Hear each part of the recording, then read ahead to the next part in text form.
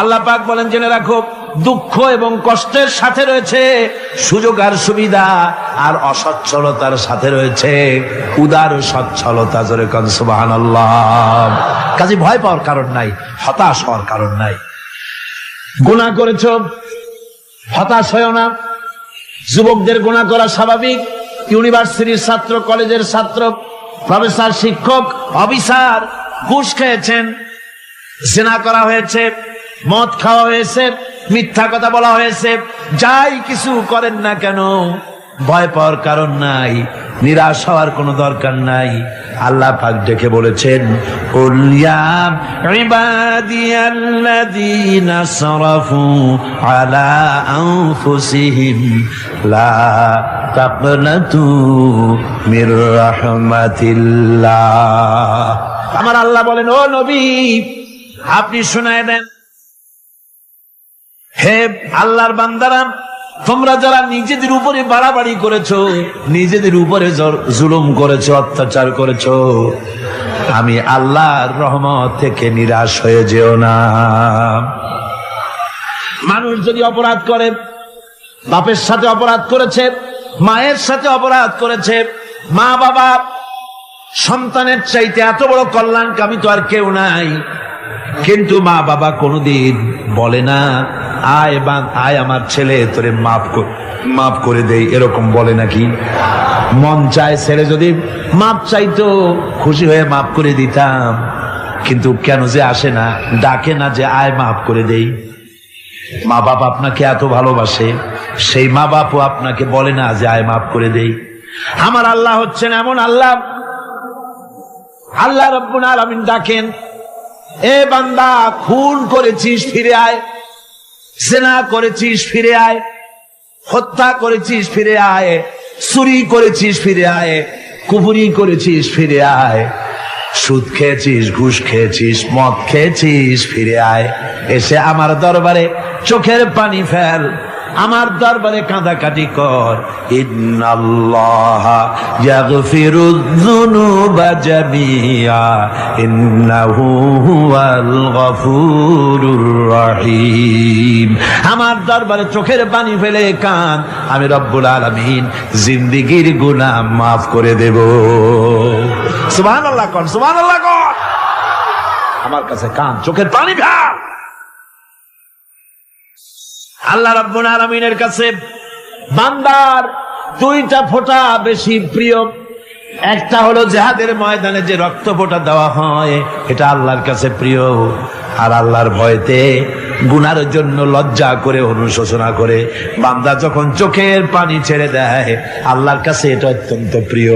নবীজি বলেছেন, বান্দা যখন গুনার ভয়তে, আল্লাহর ভয়তে, জাহান্নামের ভয়তে অনুশোচনা করে যখন চোখ দিয়া পানি ছেড়ে দেয়, ওই চোখের পানি নাকের অর্ধেক আসতে না আসতে আল্লাহ রাব্বুল আলামিন বান্দারে মাফ করে দেয়। আল্লাহ বরদাস্ত করতে পারেন না যে বান্দা কাঁদবে। আমার ভাইরা, আল্লাহ রহমত, এই পৃথিবীতে আল্লাহর রহমতকে 100 ভাগ করা হয়েছে। আল্লাহ রহমতের কত ভাগ? এই 100 ভাগের 1 ভাগ সারা পৃথিবীতে ছড়াই দেওয়া হয়েছে। আর 99 ভাগ কার কাছে? আল্লাহ। এজন্য আল্লাহ রাব্বুল আলামিন বলেছেন, নাব্বি ইবাদি আন্নী আনাল গফুরুর রহিম। ও আমার নবী, সুসংবাদ দিয়ে দাও, বান্দাদেরকে শোনায় দাও যে আমি আল্লাহ তাআলা ক্ষমাশীল আর দয়াবান। হুজুর কাঁদতেছিলেন, হযরত ওমর রাদিয়াল্লাহু তাআলা আনহু এসে দেখেন হুজুর একা কাঁদতেছে। হুজুর জিজ্ঞেস করছেন, হযরত ওমর জিজ্ঞেস করলেন, হুজুর আপনি কাঁদেন কেন একা একা? হযরত ওমর বলেন, আমি যখন প্রশ্ন করলাম, নবীজি বললেন, আমার কাছে কিছু আগে জিবরাইল এসেছিলেন। জিবরাইল এসে আমাকে বললেন, আল্লাহ পাক বলেছেন, হে আমার নবী, ইসলামের ভিতরে থেকে যে সমস্ত মানুষগুলো ইসলামের ভিতরে থেকে চুল আর দাড়ি পাকায় দিছে, কিয়ামতের দিন এই লোকগুলারে আমি শাস্তি দিতে আমার শরম হবে। হযরত ওমর বলেন, হুজুর উম্মতের জন্য কত বড় খোঁজ খবর এটা, আর আপনি কাঁদতেছেন। হুজুর বলেন, ওমর তুমি জানো না, আমার কান্নার কারণ ভিন্ন। আমার কান্নার কারণ হলো যে আল্লাহ রাব্বুল আলামিন কিয়ামতের দিন দাড়ি চুল পাকা বান্দারে শাস্তি দিতে শরম করবেন, সেই দাড়ি চুল পাকা বান্দাগুলি আল্লাহর সাথে নাফরমানি করতে শরম করে না। আমি এই লজ্জায় কাঁদতেছি।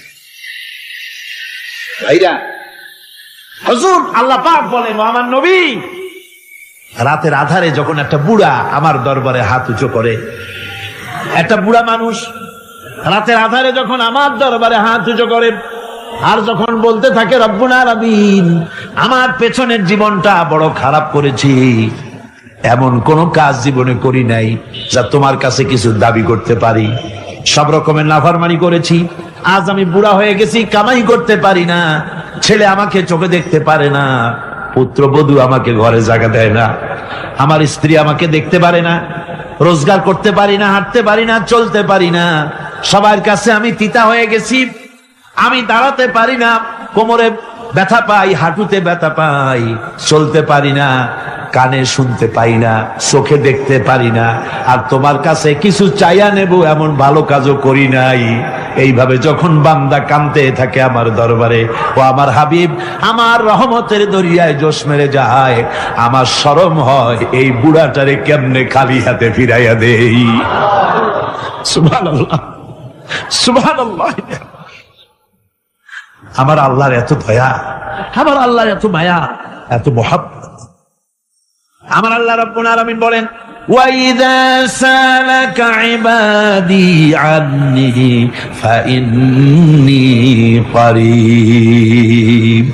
আমার হাবিব, আমার বান্দা আমার ব্যাপারে প্রশ্ন করে, আমি বান্দার একদম নিকটে। কোরআন শরীফের ভিতরে যত জায়গায় রাসূলকে বলা হয়েছে সুয়ালের কথা, আপনাকে প্রশ্ন করা হয়, আল্লাহ তার জবাব কুল এই কথা বলে জবাব দিয়েছেন। যত জায়গায় সুয়াল এসেছে, যেমন কোরআনে কারীমের মধ্যে আল্লাহ পাক বলেন, ওয়ায়াসআলুনাকা আনিল মাহিদ, মেয়েদের হায়েজ সম্পর্কে জিজ্ঞাসা করা হয়, কুল হিয়া আযা, হে নবী আপনি বলুন। এভাবে করে কুল দিয়ে জবাব দেওয়া হচ্ছে। আবার প্রশ্ন করা হচ্ছে, ওয়ায়াসআলুনাকা আনিল আনফাল, এই গনিমতের মাল সম্পর্কে হুজুর আপনাকে, হে নবী আপনাকে প্রশ্ন করা হয়। আল্লাহ কুল দিয়া জবাব দিলেন, আল্লাহ বলেন আপনি বলেন।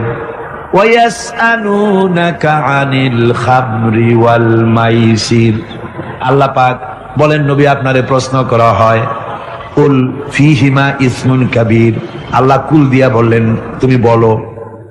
আবার বলা হলো, ওয়ায়াসআলুনাকা আনিল আহিল্লা কুল হিয়া মাওয়াকিতু লিন্নাস, ও নবী আপনাকে প্রশ্ন করা হয় চাঁদের ক্রমবর্ধমান এবং ক্রমহ্রাস, এই যে বাড়ে আর কমে, পূর্ণিমা হয় অমাবস্যা হয়, কেন হয় আপনি বলুন। কুল, আপনি বলেন এটা আমি অক্ত এবং সময়, বছর আর দিন গণনা করার জন্য পৃথিবীবাসীদের জন্য বিনা পয়সায় একটা ক্যালেন্ডার বানাইয়া আকাশে ঝুলাই রেখেছি। এভাবে যত জায়গায় এসেছে আপনাকে প্রশ্ন করা হয়, তত জায়গায় আল্লাহ জবাব দিয়েছেন কুল আপনি বলেন। গোটা কোরআন শরীফের ভিতরে এই একটি মাত্র জায়গা যেখানে বলা হয়েছে আপনাকে প্রশ্ন করা হয়, আল্লাহ এখানে বলতে পারতেন কুল আপনি বলেন, আল্লাহ তোমাদের নিকটবর্তী, এভাবে জবাব হয় নাই। এটা কায়দাটা হলো এই, আল্লাহ বলতেছেন ওয়াইজা সালাকা ইবাদি, ও আমার নবী প্রশ্ন তো আমার বান্দারা আমার ব্যাপারে করেছে, এবার আপনার জবাবের কোনো দরকার নাই, প্রশ্ন আমার ব্যাপারে আমি নিজে জবাব দিয়ে দেই, ফা ইন্নী কারীব, ও বান্দা আমার ব্যাপারে প্রশ্ন করেছিস, জবাব আমি দেই, আমি তোর সবচাইতে বেশি নিকটে। সুবহানাল্লাহ, কত নিকটে? ওয়ানাহনু আকরাবু ইলাইহি মিন হাবলিল ওয়ারিদ, তোর যে রব এই শাহরগের চাইতেও আমি তোর বেশি কাছে। সুবহানাল্লাহ, আমারে ডাক, আমারে ডাক, কলিজা দিয়া ডাক, অন্তর দিয়ে ডাক। মনের থেকে মানুষ যদি ডাকে, মুখের ডাক আর মনের ডাক এক জিনিস নয়। দিল সে জুবাত নিকলতি হ্যায় असर रखती है पर नहीं मगर ताकते परवाज रखती है। দিল থেকে যে কথা বেরোয় তা প্রভাব বিস্তার করে, ডানা নাই কিন্তু ওড়ার ক্ষমতা রাখে। মনের কথাই ভিন্ন, মন থেকে, দিল থেকে, কলিজা থেকে, অন্তরের গভীর কন্দর থেকে মুহাব্বতের সাথে কেউ যদি একবার বলে আল্লাহ, আল্লাহ রাব্বুল আলামিন বলেন অন্তরের অন্তঃস্থল থেকে একটি বার যদি বান্দা বলেন আল্লাহ, আল্লাহ বলেন 70 বার সাড়া দিয়া জিজ্ঞেস করি বান্দা কি চাও, আমি তোমার কাছে আছি। সুবহানাল্লাহ, আমি তোর একদম কাছে, কি চাস বল, বল আমার কাছে। এমন দয়াবান, এমন মেহেরবান, এমন আল্লাহ আমাদের।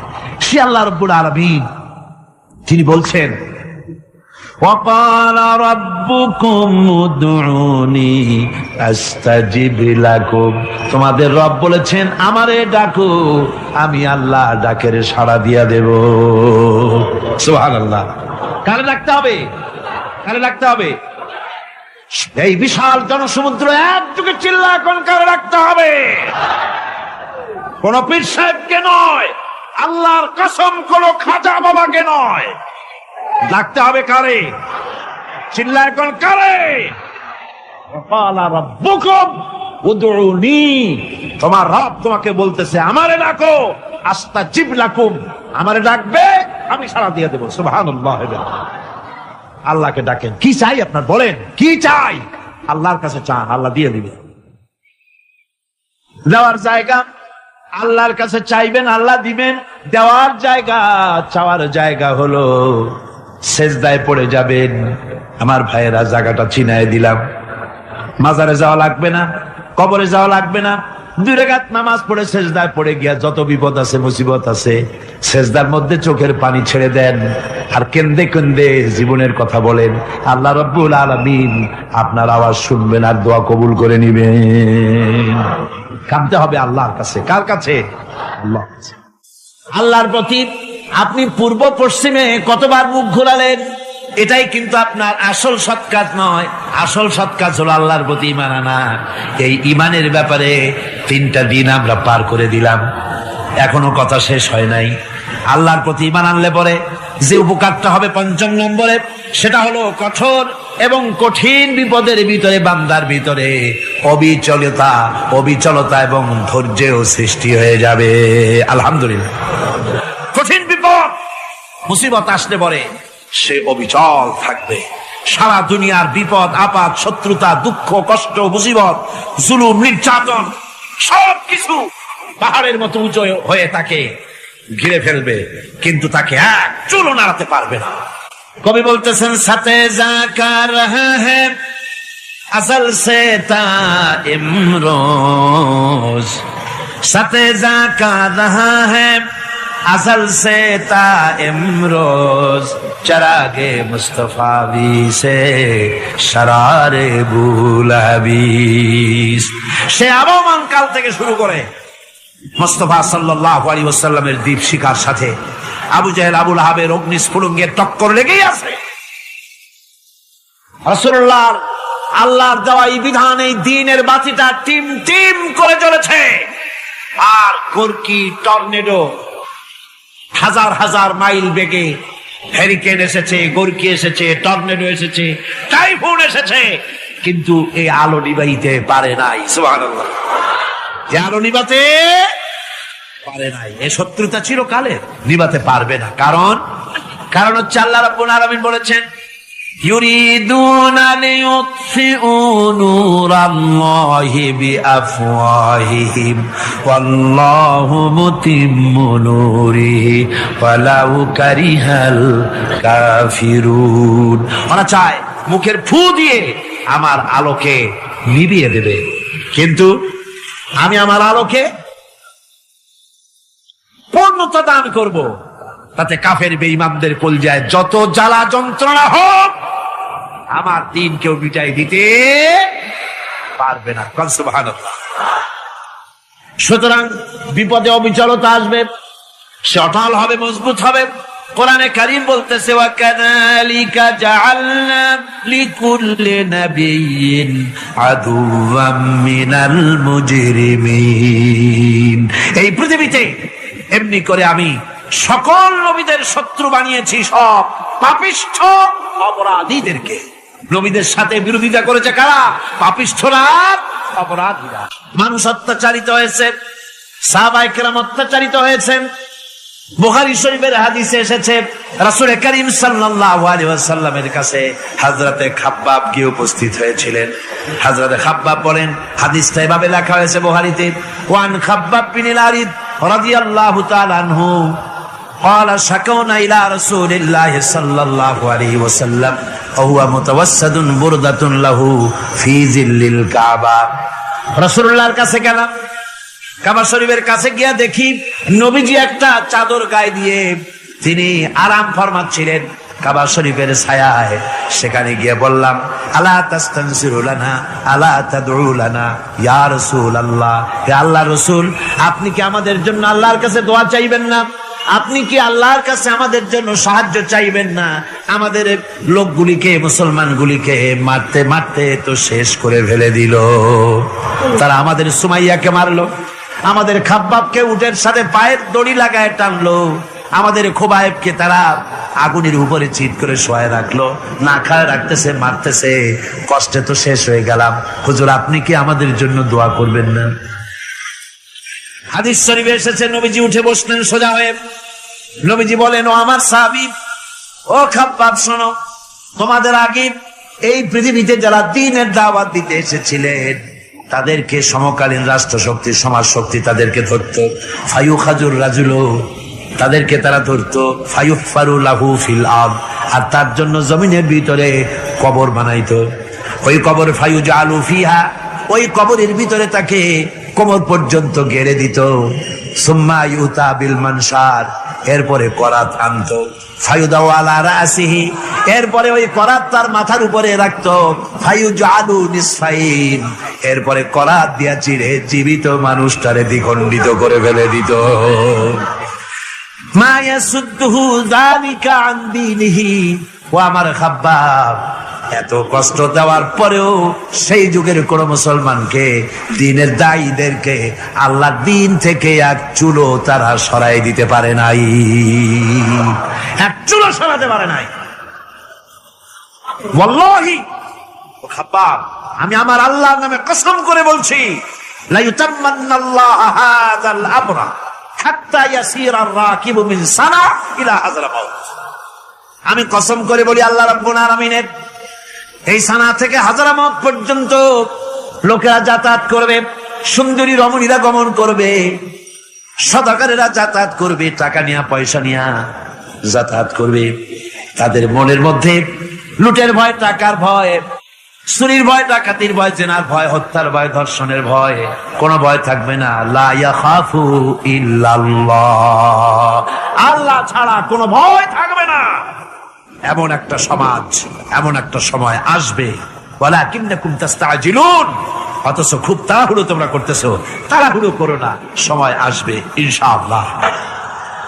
আমার ভাইয়েরা, আমার বন্ধুগণ, কঠিন বিপদে অবিচলতা এবং ধৈর্যের দৃষ্টান্ত রেখে গেছেন আম্বিয়া আলাইহিমুস সালাম। সুবহানাল্লাহ।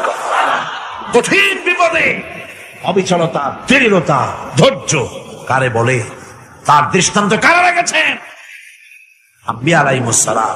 ওনারাই আমাদের আদর্শ, নবীরাই আদর্শ। সাহাবায়ে কেরাম রিদওয়ানুল্লাহি তাআলা আলাইহিম আজমাইন আমাদের আদর্শ।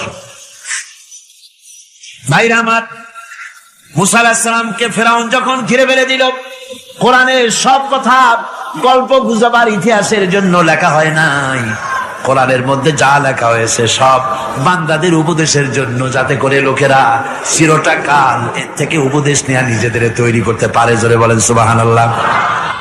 মুসা আলাইহিস সালামের কথা আল্লাহ বলেন, ফেরাউন তাকে ঘিরে ফেলে দিল, পালাবার রাস্তা নাই। ফালাম্মা ترى الجمعان قال أصحاب موسى إنا لمدركون। মুসা আলাইহিস সালামের উম্মতেরা বললেন, হে মুসা, পাকড়াও হয়ে গেছি, পালাবার রাস্তা নাই। তিন দিক থেকে আমাদেরকে ঘেরাও করেছে ফেরাউনের শক্তি। সামনে কি দরিয়া, আর তিন দিকে কি ঘেরাও আন্দোলন। পালাবার পথ নাই, পালাবার পথ নাই, সারাশি আক্রমণ, ঘেরাও আন্দোলন। মুসা আলাইহিস সালামকে ঘেরাও করে ফেলেছে, পালাবার উপায় নাই। একদিকে দরিয়া, তিন দিকে ফেরাউনের শক্তি। এই যে ঘেরাও টেরাও মানে নতুন তো না, ধর্মঘট নতুন না, পুরানা জিনিস। এই পৃথিবীতে সর্বপ্রথম ধর্মঘট কিসের উপরে হয়েছে জানেন? এই পৃথিবীর প্রথম ধর্মঘট হয়েছে পেঁয়াজ, রসুন আর ডাইলের উপরে। মুসা আলাইহিস সালামের জামানায় লান নাসবিরা আলা তাআমিন ওয়াহিদ, আমরা এক রকমের খাদ্য আর খাবো না, আমাদের পেঁয়াজ দেওয়া লাগবে, ডাল দেওয়া লাগবে, রসুন দেওয়া লাগবে। সর্বপ্রথম ধর্মঘট হয় মুসা আলাইহিস সালামের জামানায়, সেখান থেকে শুরু হয়েছে। তিন দিক থেকে ঘেরাও হয়ে গেছে, পালাবার কোন রাস্তা। হযরতে মুসা আলাইহিস সালামের কাছে উম্মতেরা বললেন, পালাবার তো কোনো পথ নাই, এখন উপায়টা কি? আমাদের তো আর উপায় নাই। মুসা আলাইহিস সালাম দেখেন বিপদে পড়ে গেছেন, কিন্তু ধৈর্য হারান নাই, ভয় পান নাই। ভয় পাইছিলেন? ভয় পেয়েছেন? প্রশ্নই ওঠে না। মুসা আলাইহিস সালাম আল্লাহ পাক যাদেরকে বলেছেন উলুল আযম, রাসূল যাদের বলেছেন তার মধ্যে হযরত মুসা একজন উলুল আযম পয়গম্বর। চারটিখানি কথা না, আল্লাহ কথা বলছেন তার সাথে, কালিমুল্লাহ তিনি। সুবহানাল্লাহ। মুসা আলাইহিস সালাম শোনালেন, কাল্লা ইন্না মাইয়া রাব্বি সায়াহদিন। কখনো নয়, আমার উম্মতেরা ভয় পেও না, আমার রব অবশ্যই আমাকে পথ দেখাবে। সুবহানাল্লাহ। তিন দিক থেকে শত্রু, একদিকে দরিয়া, পালাবার কোন রাস্তা নাই। সেখানে দৃঢ়তার সাথে তিনি বলছেন, অবশ্যই আমার আল্লাহ আমারে পথ দেখাবে। সুবহানাল্লাহ। নবীরা এই দৃঢ়তা দেখিয়েছেন, অবিচলতা দেখাইছেন। আল্লাহ পাক মুসা আলাইহিস সালাম যখন এই দৃঢ়তা দেখালেন, এই অবিচলতা দেখালেন, সঙ্গে সঙ্গে জিবরাইল এসে হাজির হয়ে গেলেন। আল্লাহ পাক বলেন, ফাআওহাইনা ইলা মূসা আন আদরিব বিআসাকাল বাহরা ফানফালাকা ফাকানা কুল্লু ফিরকিন কাত্তাউদিল আযীম। মুসা আলাইহিস সালামকে আমি ওহী নাযিল করলাম, তাকে বললাম হাতে যে লাঠি আছে, এই লাঠি দিয়ে আঘাত করো দরিয়ার উপরে। দরিয়ার উপরে আঘাত করলেন, একটা রাস্তা হয় নাই, 12টা রাস্তা তৈরি হয়ে গেল। আর দেওয়ালগুলা পাহাড়ের মতো উঁচা হয়ে গেল। দরিয়ার ভিতরে পাহাড়ের মতো উঁচা, মজবুত 12টা রাস্তা।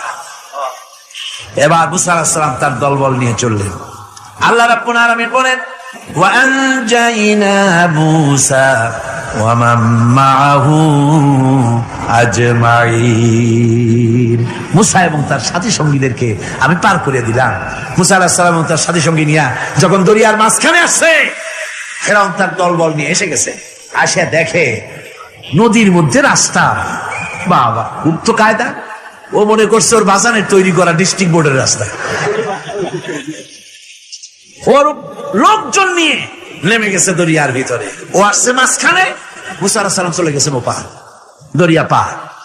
মাঝখানে যখন এসে গেল, আল্লাহ রাব্বুল আলামিন পানিকে অর্ডার করলেন কুন। আল্লাহর তো বটন টেপা লাগে না, মুখ দিয়া কোনো হুকুম করা লাগে না, শুধু বলেন কুন। যে ব্যাপারে কুন বলেন ফায়াকুন, সাথে সাথে হয়ে যায়। আল্লাহ বললেন কুন, আর অমনি রাস্তা বন্ধ হয়ে গেল। এবার তুফান শুরু হয়েছে নদীতে, ঢেউয়ের উপরে ঢেউ, মৌজুন কাল জিবাল, পাহাড়ের মতো উঁচু হয়ে হয়ে ঢেউ আসতেছে। দলবল ঘোড়া আর অস্ত্রপাতি যা ছিল সব মরিয়া শেষ। এবার ফেরাউন একা উপরে ওঠে আর নিচে নামে, পানি খেতে খেতে পেটের কাম সারা। জনমের খাওয়া খাইছে পানি, এখন জান যায়, বাঁচবার আর উপায় নাই, বাঁচবার আর উপায় নাই। ফেরাউন তার নিজের জীবন সম্পর্কে হতাশ হয়ে গেল। এবার ফেরাউন বলতেছে আমানতু আন্নাহু লা ইলাহা ইল্লাল্লাযী আমানাত বিহি বানু ইসরাঈল। আমি ঈমান আনলাম, আমি ঈমান আনলাম আল্লাহ ছাড়া কোন ইলাহ নাই। ওই আল্লাহর উপর ঈমান আনলাম যে আল্লাহর উপরে ঈমান এনেছে বনি ইসরাঈলেরা। আল্লাহ যাতে ঠিক পাইছে কোন আল্লাহর উপর ঈমান আনছে। বনি ইসরাঈল নেন আল্লাহর উপর ঈমান আনলাম। আল্লাহ এই তো মুসলমান হয়ে গেছে, এরপরও আমার সুবাও কেন? আল্লাহ রাব্বুল আলামিন জবাবে বলেন আল আন, এখন ওয়াকাদ আসাইতা ক্বাবলু ওয়া কুনতা মিনাল মুফসিদিন। এখন ঈমান আনার কথা বলছো, অথচ যুগের পর যুগ, বছরের পর বছর ধরে আমার মানুষের উপরে মন গড়া আইন চালায়েছ, আমার পয়গম্বরের সাথে বেয়াদবি করেছ। আজ তোমাকে আমি ছাড়ছি না, তোমাকে আজকে ছেড়ে দেব না, আমি তোমাকে মারব। আর সমস্ত প্রাণীগুলিকে, স্থলচর প্রাণীগুলিকে আল্লাহ পাক অর্ডার দিয়া দিলেন, এই ফেরাউনের লাশকে ডুবাবি না, পচাবি না, খাবি না।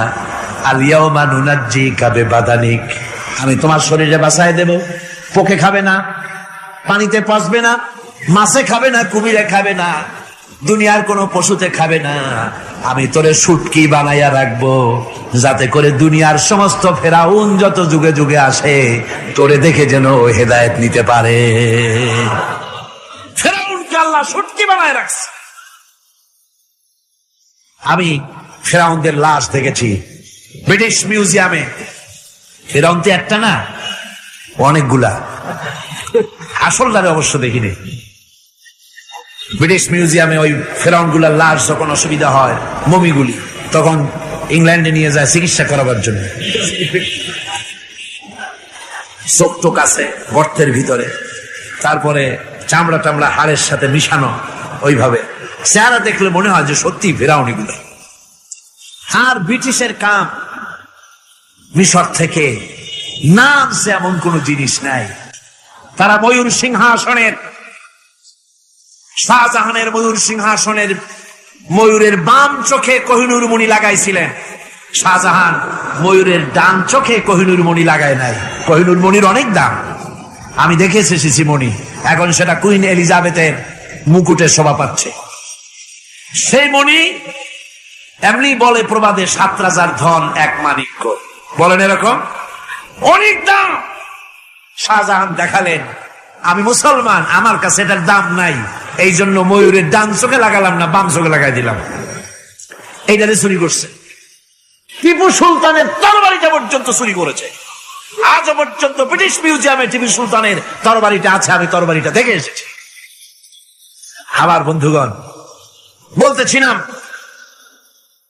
যে পৃথিবীতে আল্লাহ রাব্বুল আলামিন নবীরা তাদের চরিত্র দিয়ে বিপদের মোকাবেলা করে, দুনিয়ার সামনে কঠিন বিপদের মোকাবেলা করে অবিচলতা, দৃঢ়তা দেখায় গেছেন যে কেমন করে এই পৃথিবীতে বিপদের সামনে মোকাবেলা করতে হয়। ধৈর্য ধরতে হবে।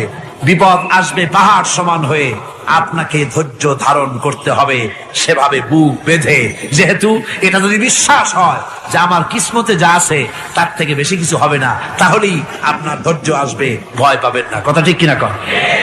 এবারে হযরত হুদ আলাইহিস সালাম সম্পর্কে আল্লাহ রাব্বুল আলামিন বলেন, হযরতে হুদকে যখন ষড়যন্ত্র হলো, কাফির বেঈমানেরা তাকে মেরে ফেলার জন্য যখন সরকারি ষড়যন্ত্রে লিপ্ত হয়ে গেল, হযরতে হুদ সমাজের এই চ্যালেঞ্জের মোকাবেলা করলেন। হযরত হুদ বলেন, ফাকিদুনি জামিআন সুম্মা লা তুনজিরুন ইন্নী তাওয়াক্কালতু আলাল্লাহি রাব্বি ওয়া রাব্বিকুম।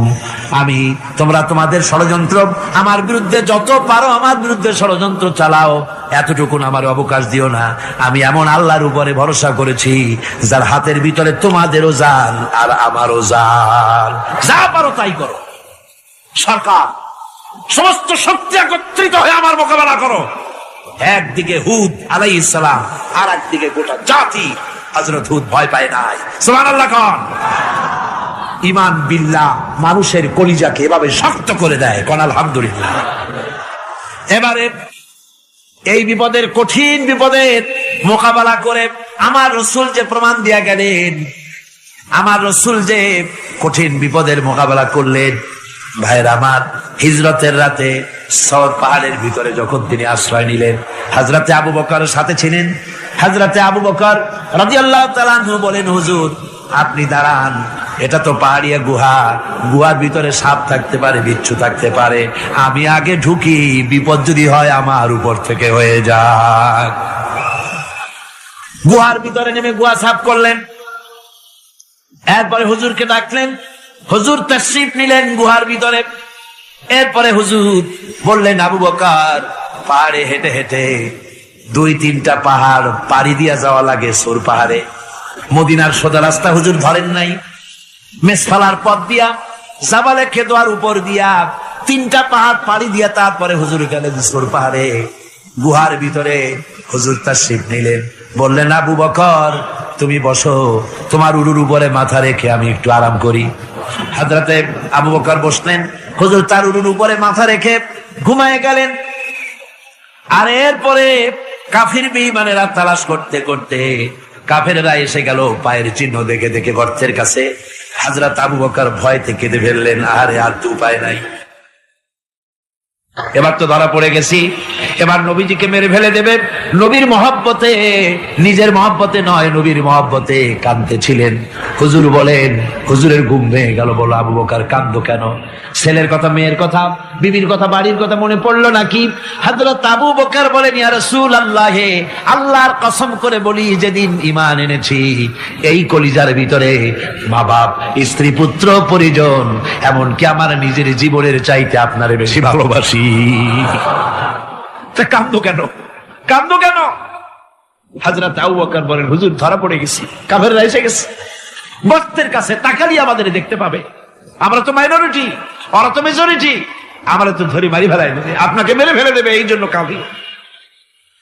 আল্লাহ রাব্বুল আলামিন, হুজুর তখন কি দৃঢ়তা, কি অবিচলতা, কি ধৈর্যের পাহাড় সম মনোবৃত্তি তখন দেখালেন। আল্লাহ কোরআন শরীফে চিরকাল যাতে মানুষেরা হেদায়েত দিতে পারে, সেজন্য হুজুরের কথা উঠায় দিলেন কোরআনে। আল্লাহ পাক বলেন, ইযহুমা ফিল গার ইয ইয়াকুলু লিসাহিবিহি লা তাহজান ইন্নাল্লাহা মা'ানা। ও বন্ধু, ভয় পেও না, আল্লাহ আমাদের সাথে আছেন। সুবহানাল্লাহ গো। আল্লাহ আমাদের সাথে আছেন, আমরা মাইনরিটি নই, আমরা মেজরিটি। আল্লাহ আছে আমার সাথে, ভয় পাওয়ার কোনো কারণ নাই। সুবহানাল্লাহ। আল্লাহ পাক বলেন, ফাআনজালাল্লাহু সাকিনাতাহু আলাইহি ওয়া আইয়াদাহু বিজুনুদিন লাম তারাওহা। আমি এদের অন্তরের ভিতরে আমি শান্তি নাজিল করে দিলাম, প্রশান্তি দিয়া দিলাম, আর আমি সাহায্য করলাম, আর এমন সব সৈন্য পাঠায় দিলাম যে সৈন্যগুলি তোমরা দেখতে পাও নাই। সুবহানাল্লাহ ওয়া বিহামদিহি। ভাইরা আমার, রাসূল করিম সাল্লাল্লাহু আলাইহি সাল্লাম এই বিপদের মাঝে, চরম বিপদের মাঝে অবিচলতা, দৃঢ়তা, কঠিন আত্মনির্ভরতা দেখিয়েছেন। এগুলি হলো ঈমানের 5ম নম্বরের উপকারিতা। আল্লাহর প্রতি ঈমান আনলে এভাবে পাহাড় সম ঈমান মজবুত হয়ে যায়। জেলের পরোয়া করি না, ফাঁসির পরোয়া করি না, শহীদ হওয়ার পরোয়া করি না, মেরে ফেলে দেবে, উড়ায় দেবে, হত্যা করবে, পরোয়া করি না। পরোয়া করি কেবলমাত্র কাকে? জনে বলেন কারে? এইরকম মুসলমান হাজার হাজার লাখ লাখ দরকার নাই, 313 জন যথেষ্ট। কয়জন যথেষ্ট? 313 জন যথেষ্ট। বদরে যারা জান দিয়ে, মাল দিয়ে দিনকে প্রতিষ্ঠিত করেছিলেন, এরকম 313 জনই যথেষ্ট ছিল।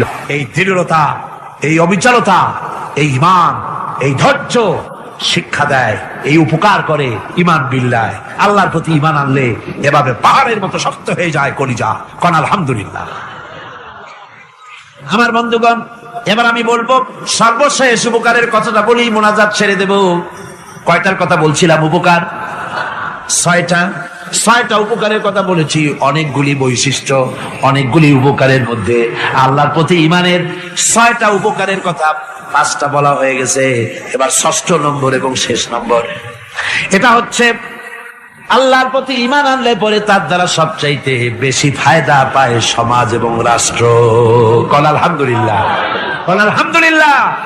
আল্লাহর প্রতি ঈমানের দ্বারা নৈতিক সংশোধন হয় এবং রাষ্ট্র আর সমাজ সবচাইতে বেশি উপকৃত হয়। কারণ হলো ঈমানদার ব্যক্তি আল্লাহর প্রতি যে ঈমান এনেছে, তার মনের মধ্যে ধারণা এটা হয়, আমার কোনো কাজ তো গোপন থাকে না। ইন্নাল্লাহা লা ইয়াখফা আলাইহি শাইউন ফিল আরদি ওয়ালা ফিস সামা। আল্লাহর কাছে গোপন বলতে কিছু নাই, আকাশেও নাই, জমিনেও নাই, কোনো কিছু গোপন নাই। সুতরাং আমি যা করি সব আল্লাহ দেখেন এবং শোনেন।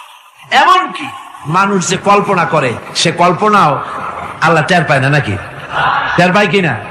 وَإِن تُبْدُوا مِنْ أَنفُسِكُمْ أَوْ تُخْفُوهُ يُحَاسِبْكُم بِهِ اللَّهُ। মনের ভিতরে যে কল্পনা করো, আল্লাহ পাক বলেন এই কল্পনারও হিসাব আমি রব্বুল আলামিন তোমার কাছ থেকে নেব। ফায়ুআযযিবু মান ইয়াশাউ, যারে খুশি শাস্তি দেব আর যারে খুশি আমি maaf করে দেব। জোরে বলেন সুবহানাল্লাহ। ফায়াগফিরু লিমান ইয়াশা ওয়া ইউআযযিবু মান ইয়াশা, যারে খুশি maaf করব, যারে খুশি শাস্তি দেব, কল্পনারও হিসাব নেব। এই কথা মুমিনের যদি জানা থাকে, তাহলে আর তার কোনো চিন্তা থাকে না, তার নৈতিক চরিত্র ভালো হয়ে যায়। কোন সুবহানাল্লাহ। আমার বন্ধুগণ, ঈমানদার লোক, আল্লাহর প্রতি ঈমান আসলে পরে সমাজ উপকৃত হয়, রাষ্ট্র উপকৃত হয়ে যায়। যেহেতু বান্দা জানে আমি দায়িত্বহীন কোনো কথা বলতে পারবো না, দায়িত্বহীন কোনো কাজ করতে পারবো না। আল্লাহ পাক বলেছেন, মা ইয়ালফিযু মিন কাউলিন ইল্লা লাদাইহি রাকীবুন আতীদ। বান্দা এমন কোনো কথা বলে না যে কথা আমার ফেরেশতারা রেকর্ড করে না রাখে। কাজী মুমিন ব্যক্তি আল্লাহর ভয়তে দায়িত্বহীন কথা বলবে না। আমার বন্ধুগণ, আল্লাহ রাব্বুল আলামিন তার বান্দা যারা আল্লাহকে ভয় করে, সে ভয় করা বান্দাগুলির মনের মধ্যেই চিন্তা এসে যায়, আমি যেখানে থাকি না কেন আল্লাহ আমাকে দেখতেছেন, শুনতেছেন। হযরত ওমর রাদিয়াল্লাহু তাআলা আনহু রাতের আধারে শেষ রাত্রে ঘুরতেছিলেন, দেখেন এক বাড়িতে কথা হচ্ছে, কথাবার্তার আওয়াজ পাওয়া যায়। মনে করলেন কোনো অসুখ বিসুখ নাকি। ঘরে গিয়ে কান পাচ্ছেন দেওয়ালের সাথে, শুনতে পাচ্ছেন ভিতরে বুড়ি মা তার মেয়েকে বলছে, এই মেয়ে ওঠ, উঠের দুধ দোয়াই নিয়ে আসছি, এর মধ্যে পানি মিশা, তারপর সকালে বাজারে নিয়ে যা। মেয়ে বলছে, মা এই কামটা আমি পারবো না। কেন পারবি না? হযরত ওমর ফরমান জারি করেছেন, দুধে পানি মিশাতে নিষেধ করেছেন, কাজে এই কাজটা আমি পারবো না। আরে বেটি, আমিরুল মুমিনিন দেখ এখন কোথায় যাই ঘুমায় আছে, সে কি দেখতেছে নাকি যে পানি মিশাই নাকি মিশাই? মেয়ে বলতেছে, মা আমিরুল মুমিনিনকে ফাঁকি দেওয়া যেতে পারে, তার পুলিশ বাহিনীকে ফাঁকি দেওয়া যেতে পারে, কিন্তু আল্লাহ রাব্বুল আলামিনের চোখকে ফাঁকি দেওয়া যাবে না। হযরত ওমর এই কথা শুনে বাড়ি চলে গেলেন আর নিজের ছেলেকে ডেকে বললেন, ছেলে আমার, অমুক জায়গায় একটা বাড়ি আছে, আর সেখানে একটা যুবতী মেয়ে আছে, ওই মেয়েটার বিয়ে হয়েছে কিনা শোনো, যদি বিবাহ না হয়ে থাকে তুমি তোমার নিজের বিয়ের প্রস্তাব দাও। আমিরুল মুমিনিন এই মেয়েটা সুন্দরী কেমন, স্বাস্থ্য কেমন কিছুই দেখলেন না, দেখলেন তাকওয়া। কি দেখলেন? আল্লাহর ভয়। আল্লাহর ভয় যখন একটা জাতির মধ্যে আসে, পুলিশ লাগে না, পুলিশের কাজ করে যায়। রাতে হোক দিনে হোক যেখানে আছি আল্লাহ আমারে দেখতেছেন। আল্লাহ পাক বলতেছেন, ওয়া হুয়া মাআহুম ইজ ইউবাইতুনা মা লা ইয়ারদা মিনাল কওলি ওয়া কানা আল্লাহু বিমা ইয়ামালুনা মুহীতা। আল্লাহ পাক বলেন, আমি তো আমার বান্দার নিকটে তখনও থাকি যখন সে গোপনে গোপনে রাতের বেলায় আমার মর্জির খেলাফ পরামর্শ করে। আমার মর্জির খেলাফ পরামর্শ করতেছে রাত্রে, আমি তো তখনও কাছে থাকি, ওটা আমি শুনি। ইমান যদি আসে তাহলে এই সব কাজ থেকে সে বিরত থাকে। সে যদি কম হয় সেখানেও আল্লাহ, বেশিও যদি হয় সেখানেও আল্লাহ। এমন কোন জায়গা আছে নাকি চিটাগংয়ে যেখানে আপনি একটা আকাম করবেন আর আল্লাহ টের পাবে না? কোন আছে নাকি? আচ্ছা, চট্টগ্রামে না থাকুক, বাংলাদেশের কোন জায়গা আছে নাকি? পার্বত্য চট্টগ্রামে যত পাহাড় আছে, উঁচু নিচে জায়গা আছে, ওই জায়গায় বোধহয় আছে নাকি? সারা পৃথিবীতে আছে কোথাও? আল্লাহকে ফাঁকি দেওয়ার জায়গা কোথাও? সব স্পষ্ট। আল্লাহ কি ঘুমায় নাকি? ঘুমায়? তার কাছে দিনও যা, রাতও তাই। قل من يرزقكم من السماء والأرض أمن يملك السمع والأبصار ومن يخرج الحي من الميت ويخرج الميت من الحي। আকাশের প্রশস্ত বুক থেকে এবং জমিনের এই প্রশস্ত বুক থেকে কে রিজিক, তোমাদের খাদ্যকে উৎপাদন করে? কে নির্জীব থেকে সজীবকে বের করেন? আর কে সজীবকে নির্জীবে পরিণত করেন? তিনি কে? তিনি হচ্ছেন আল্লাহ পাক। আল্লাহ পাক বলছে, এই প্রশ্ন যদি তাদেরকে করা হয় তো তারা কি বলবে?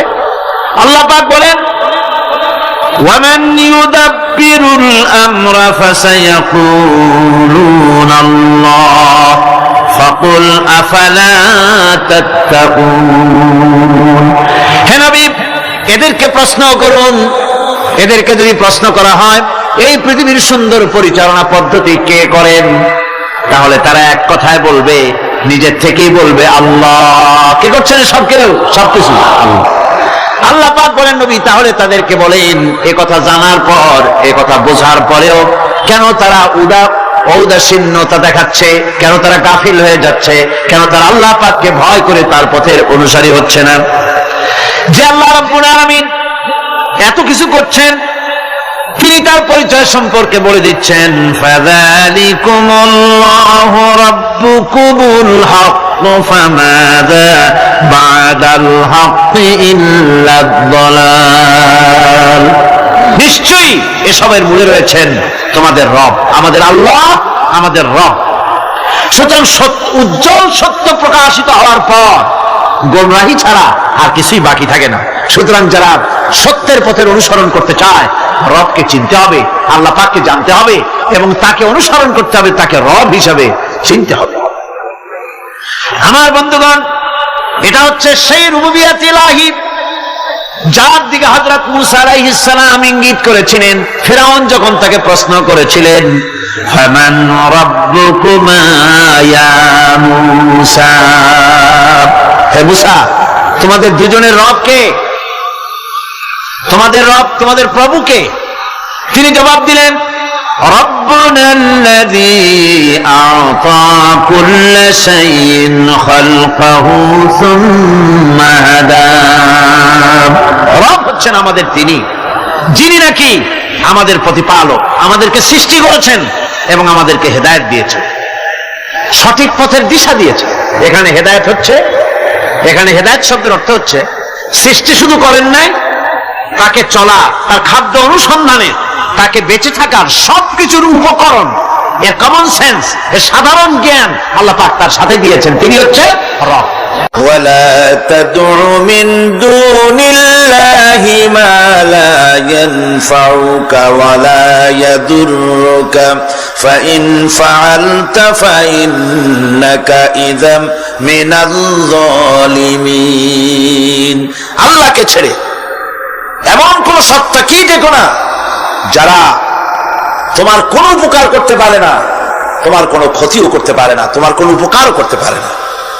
এগুলি যেমন মূর্তি পূজার ব্যাপারে বলা হয়েছে, এগুলি ঠিক তেমন দুনিয়ার ভালো মন্দ সবটাই হচ্ছে আল্লাহ রাব্বুল আলামিন হচ্ছেন এর মালিক। সুতরাং ভালো মন্দ সবটার জন্য হাত পাততে হবে কেবলমাত্র কার কাছে?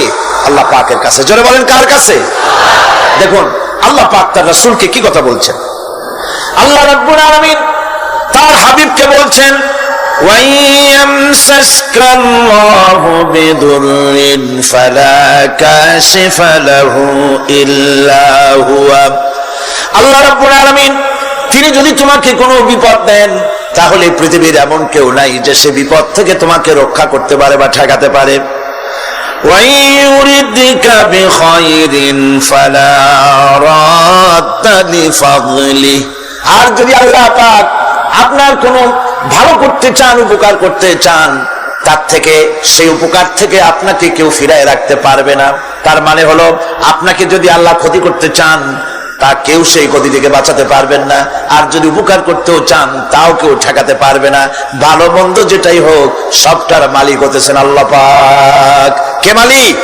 আল্লাহ সুবহানাহু ওয়া তাআলা। এই কথাগুলি আমাদের কলিজার মধ্যে বদ্ধমূল হতে হবে। আমি এগুলি প্রায় প্রতি বছরই শিরকের ব্যাপারে কিছু না কিছু কথা বলি। তার কারণ হচ্ছে মূল আকীদা হচ্ছে আমাদের তাওহীদ। তাওহীদের উপরে প্রতিষ্ঠিত হতে হবে। একটা বিল্ডিং তৈরি করবেন, বিল্ডিংটার স্থায়িত্ব নির্ভর করবে আপনার সিমেন্ট ভেজাল কিনা। সিমেন্টের চাইতে যদি বালু বেশি দেন, পরিমাপের চাইতে যদি সিমেন্ট কম হয়, বালু বেশি হয়, অথবা বালুতে সিমেন্টে যদি মাটি মিশানো থাকে, এ দিয়ে যদি কোনো বিল্ডিং তৈরি হয়, সামান্য ভূমিকম্প বা জোরে বাতাস আসলেই বিল্ডিংটা কাত হয়ে পড়ে যাবে, ঠিক কিনা? একটা বিল্ডিং টিকে থাকে তার ফাউন্ডেশনের উপরে, কিছুর উপরে টেকে, ফাউন্ডেশনের উপরে টেকে। অনুরূপ ভাবে ইবাদতের ফাউন্ডেশন, মুসলমানের ঈমানের ফাউন্ডেশন তার তাওহীদের উপরে। তাওহীদ যত মজবুত, ঈমান তত মজবুত, আকীদা তত মজবুত। আর এখানে যার অসুবিধা হয়ে যাবে, নড়বড়ে হয়ে যাবে, এই ঈমান রূপ, ইবাদত রূপ, তাওহীদ রূপ এই ইমারত টিকতে পারবে না। সেই জন্য শিরক থেকে সম্পূর্ণরূপে আমাদেরকে বাঁচতে হবে। বন্ধুগণ, আমাদের দেশে মানুষেরা শিরকের মধ্যে বেশি মুবতালা হয়, বিদআতের ভিতরে বেশি পরিমাণ মুবতালা হয়। আর এক শ্রেণীর তথাকথিত আলেম এই শিরক এবং বিদআতের ব্যাপারে ওয়াজ করে জনগণকে উদ্বুদ্ধ করে তা করার জন্য।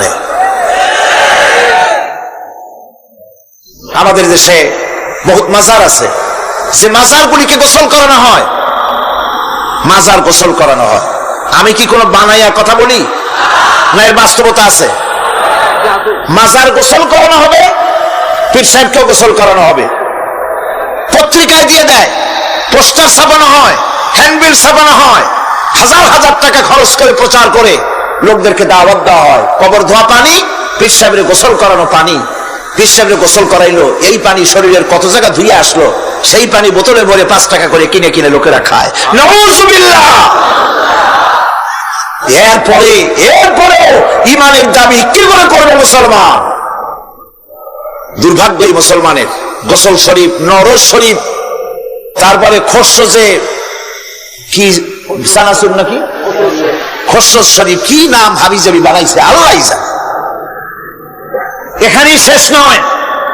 হযরতে বড় পীর আব্দুল কাদের জিলানী রাহমাতুল্লাহ আলাইহি, আল্লাহর জবরদস্ত ওলি, সৈয়দ, অত্যন্ত উচ্চ মানের আলেম, তার সম্পর্কে এক শ্রেণীর আলেম নামধারী লোকেরা তাকে আল্লাহর কাছে পৌঁছায় দিয়েছে, আল্লাহর সমকক্ষ করে দিয়েছে। তাকে দস্তগীর বলা হচ্ছে। কিসের দস্তগীর? তো বলে যে মেরাজের রাত্রে রাসূল করিম সাল্লাল্লাহু আলাইহি ওয়াসাল্লাম নাকি কোন জায়গায় আছাড় খাইছিলেন, আর উনি গিয়া তার হাত ধরেছেন, এই জন্য বলা হচ্ছে দস্তগীর। তিনি তার হাত ধরে তাকে ঠিক করে দিয়েছেন। আবার আরশে তিনি উঠতে পারছিলেন না, সেই জন্য পীর সাহেবের কাঁধের উপরে পা রেখে হুজুর সাল্লাল্লাহু আলাইহি ওয়াসাল্লাম আরশে উঠছে। আল্লাহর সিঁড়ির এত অভাব হয়েছে, এই দুনিয়া থেকে নিতে পারলেন, মহাশূন্য পাড়ি দিয়ে, গ্রাভিটেশন পাড়ি দিয়ে আরশে আজিম পর্যন্ত, সিদরাতুল মুনতাহা পর্যন্ত নিলেন।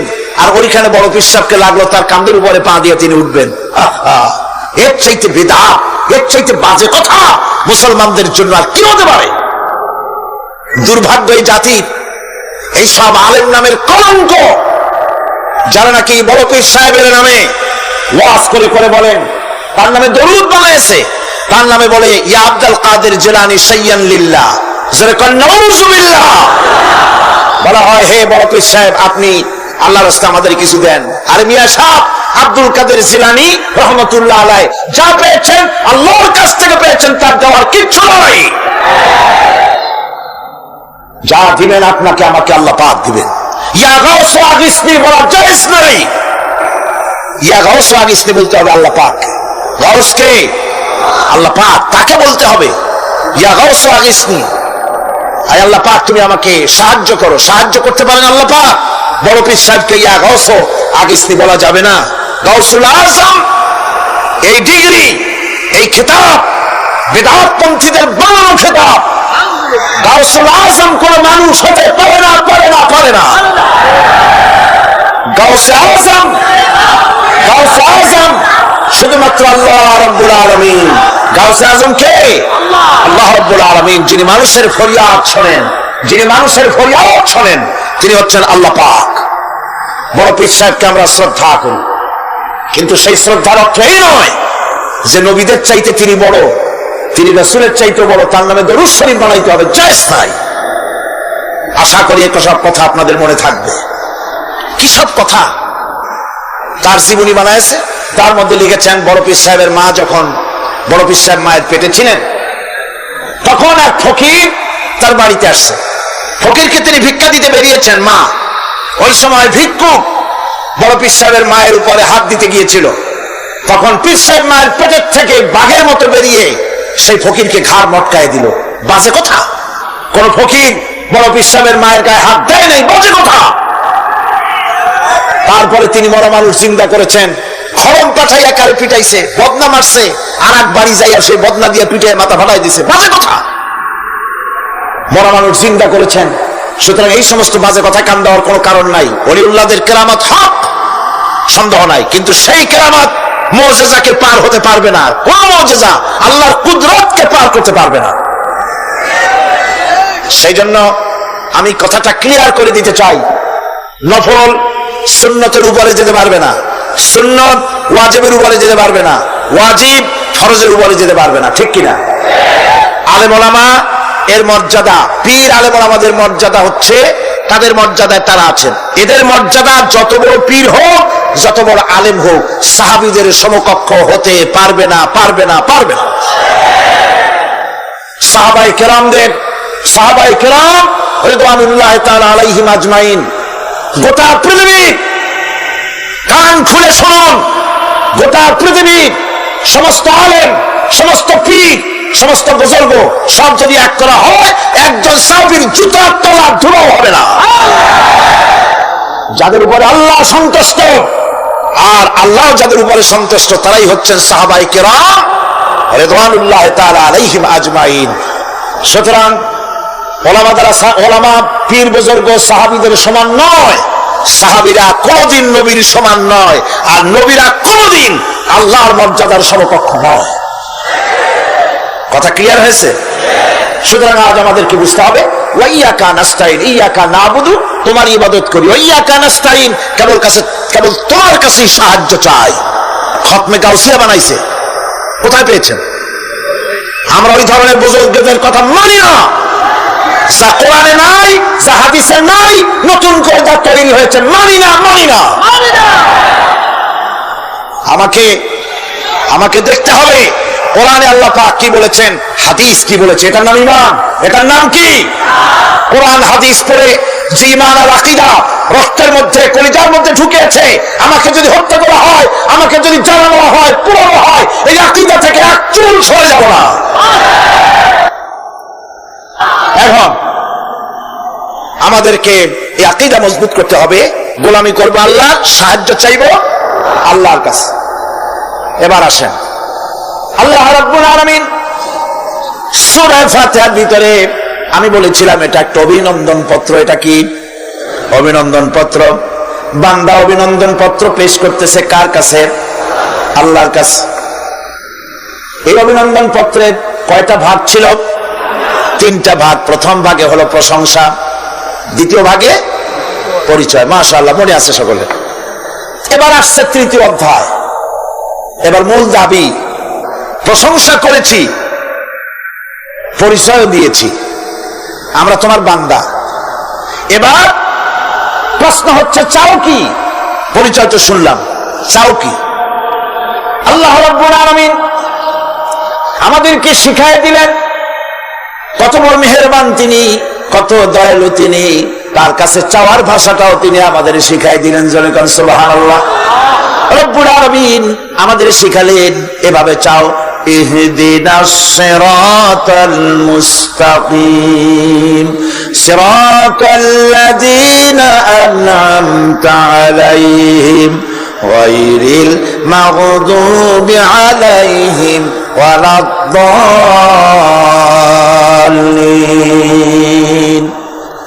আয় আল্লাহ, ইহদিনাস সিরাতাল মুস্তাকিম, একটা রাস্তা চাই, সহজ সরল সঠিক একটি পথ চাই তোমার কাছে। সেই পথটা চাই যে পথ হচ্ছে নিয়ামত প্রাপ্তদের, অভিশপ্ত এবং পথভ্রষ্টদের পথ নয়। যে পথ নিয়ামত প্রাপ্তদের, ওই ধরনের একটা পথ আমরা চাই। পথ দেখাবার মালিককে কোরআনে কারীম বলছে, আল্লাহ রাব্বুল আলামিন বলেন, ওয়া আলাল্লাহি কাসদুস সাবিলি ওয়া মিনহা জাইরুন ওয়ালাউ শাআ লাহাদাকুম আজমাইন। ওয়া আলাল্লাহি কাসদুস সাবিল, সোজা রাস্তা বলে দেওয়ার দায়িত্ব আমি আল্লাহ। সোজা রাস্তা বলে দেওয়ার দায়িত্ব কার? তিনি বলছেন বলার দায়িত্ব আমার, সোজা রাস্তাটা আমি বলে দেব। আল্লাহ রাব্বুল আলামিনের কাছে বান্দা যখন রাস্তার দাবি করলো, সোজা পথ চাই, সহজ পথ একটা তোমার কাছে চাই, রব্বুল আলামিন সূরা ফাতিহার 7টা আয়াতের এই অভিনন্দন পত্রের জবাবে 30 পারা কোরআন শরীফ আল্লাহ পাক বান্দারে দান করে দিলেন। জবাবে বলে দিলেন, ওয়ানিবুদুনি হাযা সিরাতুম মুস্তাকিম। সোজা রাস্তাটা হলো আমার আনুগত্য, আমার গোলামি, আমার দাসত্ব, এটাই হলো সোজা রাস্তা। এই সোজা রাস্তাটা আমিই বলবো। রাস্তা তো অনেক হতে পারে, কিন্তু সোজা রাস্তা বলে দেওয়ার দায়িত্ব কার? আল্লাহ পাক। দেখেন এই যে বিশাল মাহফিল, এই মাহফিলে যত লোক আসছে, সব লোক কি একমতে, এক চিন্তা, এক আদর্শে? না। এই কয়েক লক্ষ জনতার ভেতরে হাজারো মতের লোক আছে, হাজারো চিন্তার লোক আছে, হাজারো আদর্শের লোক আছে। সব আদর্শ, সব চিন্তা, সব কি ঠিক? সবটাই কি নির্ভুল? না। সঠিক নির্ভুল একটা। কয়টা হয়? একটাই হয় মাত্র। এই জন্য আমি দৃষ্টান্ত দিতে গিয়ে বলি, অঙ্ক পরীক্ষা যেদিন হয়, ছেলেরা অঙ্ক পরীক্ষা যেদিন দেয়, সে অঙ্ক পরীক্ষা দিতে গিয়ে অঙ্ক যারা ভুল করে তাদের ফলাফল কয় রকম হয় বলেন? হ্যাঁ, অনেক রকম হয়। আর যাদের অঙ্ক যাদের ঠিক হয় তাদের ফলাফল কয় রকম? একরকম। তার অর্থ কি? তার অর্থ হলো ভুলের পথ অনেক আর হকের পথ, বাতিলের পথ অনেক, ভুলের পথ অনেক, সঠিক এবং হক যেটা তার পথ হচ্ছে মাত্র একটা। এই জন্যে আল্লাহ রাব্বুল আলামিন তিনি সোজা রাস্তা বলে দেওয়ার দায়িত্বটা নিয়েছেন। কোরআন বলছে প্রত্যেকটি সৃষ্টির শুরু হতে শেষ পর্যন্ত 4টা স্তর পার হতে হয়। তার সর্বশেষ স্তর হলো হেদায়াত। 4টি স্তর পার হওয়ার সর্বশেষ স্তর হচ্ছে হেদায়াত। আল্লাযী খালাকা ফাসাওয়া ওয়াল্লাযী কাদ্দারা ফাহাদা। তিনি সকল বস্তুকে সৃষ্টি করেন এবং তারপর তার পরিমাপ, তার কর্মপথ, তার হেদায়েত তিনি দিয়ে দেন। তার মানে হচ্ছে তিনি সৃষ্টি করেন, সামঞ্জস্য রাখেন, পরিমাপটা ঠিক করেন এবং পথের নির্দেশ দেন। সৃষ্টি করেই ছেড়ে দেন না, তার হেদায়েত দিয়ে দেন। তার পরিমাপটা ঠিক করেন, সামঞ্জস্য করেন। কিরকম? দেখুন, আপনি যখন দাঁড়ান তখন আপনার পায়ের উপরে হাঁটু থেকে হাঁটুর নিচের যে অংশটা পা পর্যন্ত, ওইটারে কি কয়? পা, নলা। এই তো ঠিক বলছেন, নলা। আপনারা আমাকে সাহায্য করবেন যেখানে আমি আটকে যাই। নলা। এই নলাটা পায়ের সেন্টারে যদি রাখা হতো, বোঝেন ভালো করে, পায়ের সেন্টারে এই জায়গাটা, এটা ধরুন পা, এই জায়গাটায় যদি হতো পায়ের নলাটা, হয় সিধায় পড়তেন না হয় ভিতরে পড়তেন।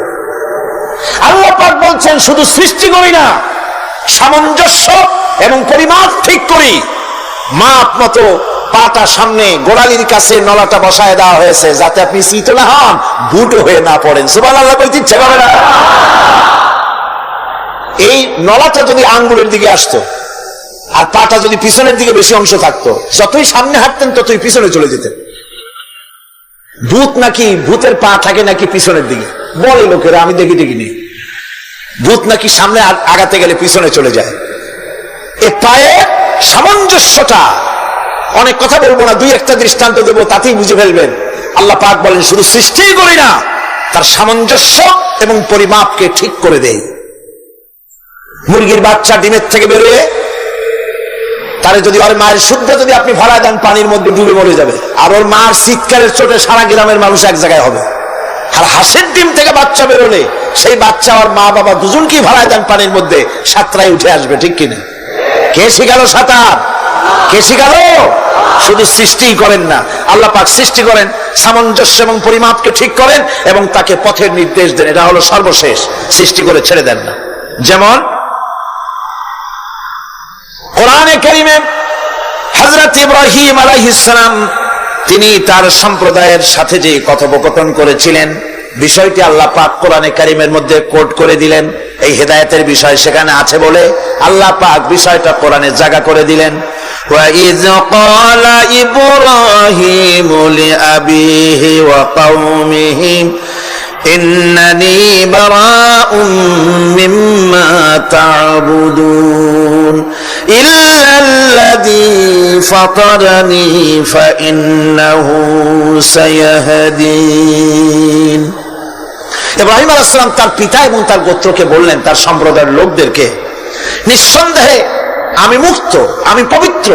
তোমরা যেসব জিনিস দিয়ে যেসব এর ইবাদত করো, গোলামি করো, আনুগত্য করো, আমি তার থেকে পবিত্র।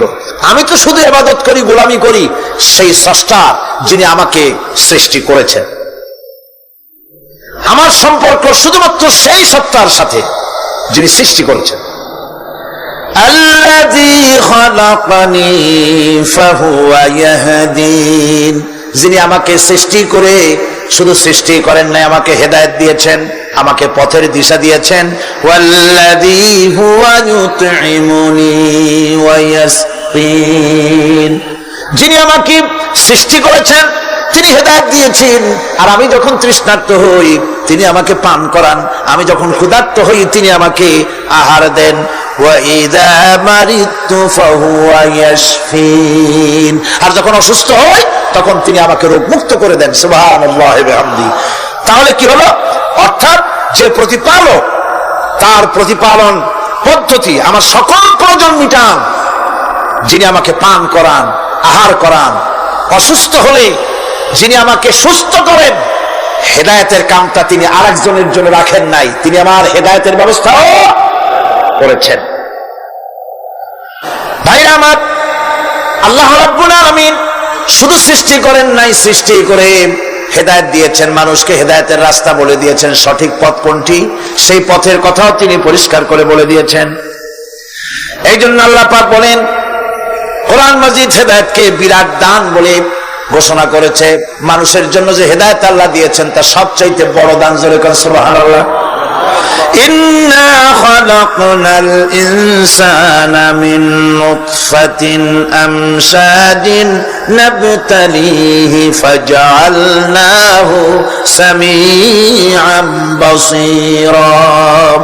আমি মানুষের মিলিত শুক্রক দ্বারা, নুতফা দিয়ে আমি মানুষ সৃষ্টি করেছি এবং তাকে একে একে বিভিন্ন স্তর পার করাইছি। তাকে শ্রবণ শক্তি দিয়েছি, তাকে দর্শন শক্তি দিয়েছি। ইন্না হাদাইনাহুস সাবিলা ইম্মা শাকিরান ওয়া ইম্মা কাফুরা। নিশ্চয়ই আমি তাদেরকে তাদের কর্মপন্থা প্রদান করেছি, আমি তাদেরকে হেদায়েত দিয়েছি, চলার পথের দিশা দিয়েছি। এখন ইচ্ছে করলে সে কৃতজ্ঞ হতে পারে, ইচ্ছে করলে অকৃতজ্ঞতার পথ অবলম্বন করতে পারে। আমি তাকে হেদায়েত দিয়ে দিয়েছি, পথ দেখিয়ে দিয়েছি। ডান এবং বাম দুটি রাস্তা আল্লাহ পাক দেখিয়ে দিয়েছেন। আসহাবুল ইয়ামিন, আসহাবুশ শিমাল, একটা ডানপন্থী আর একটা বামপন্থী। আমাদের দেশে কিছু লোক আছেন নাম মুসলমান, নাম মুসলমান, কিন্তু বলে যে আমরা বামপন্থী আন্দোলন করি। অথচ সমস্ত ডানপন্থীদের জায়গা হবে জান্নাতে, যদি জান্নাতের আমল করতে পারে। ডানপন্থীদের নেতা হচ্ছেন দুনিয়ার সমস্ত পয়গম্বরেরা, আর বামপন্থীদের নেতা হলো শয়তান। বামপন্থীদের নিয়ে শয়তান যাবে কিয়ামতে জাহান্নামে।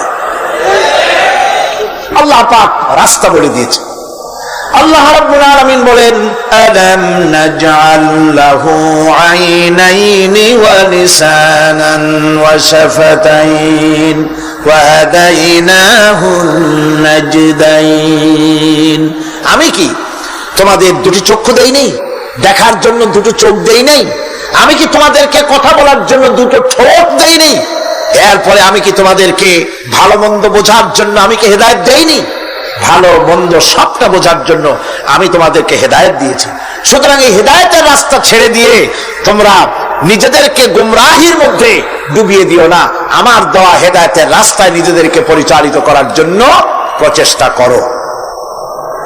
আল্লাহ পাক বলেন, والذين جاهدوا فينا لنهدينهم سبلنا وإن الله لمع المحسنين। যারা আমাকে পাওয়ার জন্য সাধনা করেছে তাদের পথ প্রদর্শন করা আমার জন্য অবশ্য কর্তব্য। অন্য জায়গায় আল্লাহ পাক বলেছেন, ওমান ইয়াত্তাকিল্লাহা ইয়াজআল লাহু মাখরাজা। যে ব্যক্তি আমাকে ভয় করে চলে, আমার প্রতি আশা করে, ভরসা করে, তার জন্য আমি রাস্তা তৈরি করে দিই। সুবহানাল্লাহ। সুতরাং হেদায়েত আল্লাহ পাক দিয়েছে, এমন নয় যে তিনি রাস্তা তৈরি করেন নাই। কোরআন খোদাই হেদায়েতের নাম দিয়েছে হুদা। খোদাই হেদায়েতের নাম কি? হুদা। এই কোরআনের এক নাম হচ্ছে, এই কোরআনের এক নাম কি? কোরআন বলছি, فمن تبع هداي فلا خوف عليهم ولا هم يحزنون। আমার এই কোরআন, এই হেদায়েত যারা মানবে, এটাকে যারা অনুসরণ করে চলবে, এটার আইন কানুন যারা মেনে চলবে, ওদের জন্য কোনো ভয় নাই, কোনো চিন্তাও নাই। কোনো ভয় নাই, কোনো চিন্তা নাই যারা এই কোরআনের হেদায়েতকে মেনে চলবে। আল্লাহর হেদায়েত হলো সবচেয়ে বড় হেদায়েত। আল্লাহ পাক বলছেন, কুল ইন্না হুদাল্লাহি হুয়াল হুদা ওয়া উমিরনা লিনুসলিমা লিরাব্বিল আলামিন। হে রাসূল, আপনি বলুন, আল্লাহর হেদায়েত হলো সবচেয়ে বড় হেদায়েত। অর্থাৎ আল্লাহ যে রাস্তা দিয়েছেন, আল্লাহ যে কোরআন দিয়েছেন, এর থেকে বড় হেদায়েত মানুষের জন্য আর কিছু হতে পারে না। আল্লাহ পাক বলেন, ওয়ালান তারদা আনকাল ইয়াহুদু ওয়ালান নাসারা হাত্তা তাত্তাবিআ মিল্লাতাহুম কুল ইন্না হুদাল্লাহি হুয়াল হুদা। স্মরণ রাখুন হে নবী, ইহুদিরা, খ্রিস্টানেরা কিছুতেই আপনার প্রতি খুশি হবে না যতক্ষণ পর্যন্ত আপনি ইহুদি হবেন অথবা খ্রিস্টান হবেন। ওরা কোনদিন মুসলমানদের উপরে রাজি হবে না, খুশি হবে না। মনে রাখতে হবে, একমাত্র সঠিক পথ ইহুদিদের পথ সঠিক নয়, নাসারাদের পথ সঠিক নয়। আসল পথ হলো আল্লাহ পাকের পথ। কার পথ আসল? আসল রাস্তা, আসল পথটি আল্লাহ পাক কোরআনে কারীমের মধ্যে বিশদভাবে বলে দিয়েছেন। এবং ইহদিনাস সিরাতাল মুস্তাকিমের ব্যাপারে আল্লাহ পাক কোরআনে সাফ করে বলে দিয়েছেন যে আমি এর বিনিময়ে তোমাদেরকে কোরআন দিলাম। বস্তুত ইহদিনাস সিরাতাল মুস্তাকিম এর জবাব হলো ওয়া ইন্নাল্লাহা রাব্বি ওয়া রাব্বুকুম ফা'বুদুহু হাযা সিরাতুম মুস্তাকিম। নিঃসন্দেহে আল্লাহ তোমাদের এবং আমাদের রব, আর সুতরাং তারই উপাসনা করতে হবে। এটাই দ্বীনের সরল পথ, আর এটা কোনো নতুন পথ নয়। আল্লাহ যে পথটা দিয়েছেন রাসূল করিম সাল্লাল্লাহু আলাইহি ওয়াসাল্লামের মাধ্যমে, সেটা কি কোনো নতুন পথ? না। কোরআন বলছে এটা নতুন পথ নয়। শারা'a লাকুম মিনাদ দীন মা ওয়াসসা বিহি নূহান ওয়াল্লাযী আওহাইনা ইলাইকা ওয়া মা ওয়াসসাইনা বিহি ইব্রাহিম إبراهيم وموسى وعيسى أن أقيموا الدين ولا تتفرقوا فيه شرع لكم من الدين এই দিন তিনি তোমাদের জন্য সেই দিনই মনোনীত করেছেন যা হযরত নূহ আলাইহিস সালাম এর উপরে তিনি ওসিয়ত করেছেন, যা ওসিয়ত করা হয়েছিল, নসিহত করা হয়েছিল হযরত নূহ আলাইহিস সালামের প্রতি। তিনি মনোনীত করেছিলেন হযরত নূহ আলাইহিস সালামকে এই দ্বীনকে প্রচার করার জন্য, আর যার উপরে চলার জন্য হযরত ইব্রাহিম, হযরত মূসা, হযরত ঈসাকে নির্দেশ করা হয়েছিল। তাদের সকলের শিক্ষাই ছিল একটা, যে আল্লাহ পাকের দ্বীনকে প্রতিষ্ঠা করো, আর এই ব্যাপারে কোন রকমই নিজেদের মধ্যে পার্থক্য, মত পার্থক্যের সৃষ্টি করো না। এখন কথাটা আরো ক্লিয়ার করে দেই। ইহদিনাস সিরাতাল মুস্তাকিম চাইছিলাম, আল্লাহ আমাদেরকে একটা সহজ রাস্তা দাও। সেই সহজ রাস্তা বলে দেওয়ার জন্য এসেছে কোরআন। সেই সহজ রাস্তা বলে দেওয়ার জন্য কি এসেছে? যারা বলেন কি, এই কোরআনে কারীম যদি প্রতিষ্ঠিত করা যায় সমাজে, রাষ্ট্রে, ব্যক্তিতে, পরিবারে, কোরআন যদি প্রতিষ্ঠিত করা যায়, তাহলেই মানুষেরা সহজ সরল পথ পাবে। নইলে সহজ সরল পথ পৃথিবীতে আর কারো কাছে নাই। যা আছে সবটা কার কাছে? কোরআনে কারীমের কাছে। এরপরে আমরা বলি সিরাতাল্লাযীনা আন'আমতা আলাইহিম গায়রিল মাগদুবি আলাইহিম ওয়ালাদ-দাল্লিন। রাস্তার থেকে মানুষেরা মাঠের ভিতরে নামার চেষ্টা করছেন, কিন্তু মানুষকে কষ্ট দেওয়া ছাড়া আর কিছুই হবে না। আমি অনুরোধ করছি, রাস্তা থেকে লোকেরা মাহফিলের ভেতরে ঢোকার চেষ্টা করবেন না।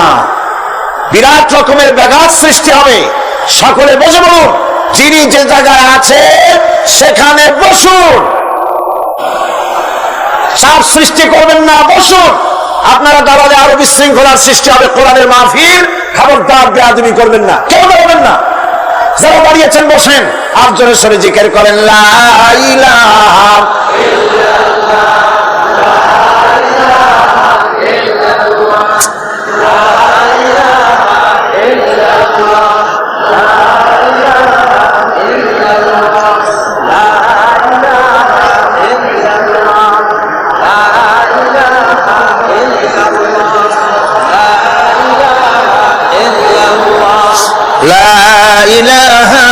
ইল্লাল্লাহ। জয় বলেন লা ইলাহা লা ইলাহা